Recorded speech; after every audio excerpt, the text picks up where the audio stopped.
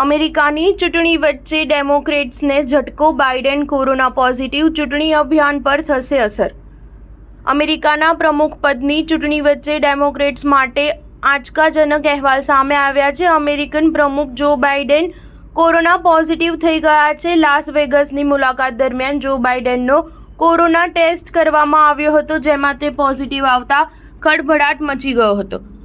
White હાઉસે આ મામલે કહ્યું કે પ્રમુખ બાઇડેનના કોરોનાના હળવા લક્ષણો જોવા મળી રહ્યા છે. વ્હાઇટ હાઉસના પ્રેસ સેક્રેટરી કેરિન જીન પિયરે જાહેરાત કરી કે બાઇડેનને કોરોના થઈ ગયો છે, એટલા માટે બાઇડેન જ્યાં સુધી સાજા નહીં થઈ જાય ત્યાં સુધી કોઈ કાર્યક્રમને સંબોધી નહીં શકે. જીન પિયરે કહ્યું કે જો બાઇડેન ડેલાવેર પરત ફરશે અને ત્યાં તેમને ક્વોરન્ટાઇન કરવામાં આવશે. આ દરમિયાન બાઇડેન રાષ્ટ્રપ્રમુખને લગતી તમામ ફરજોનું પાલન કરતા રહેશે.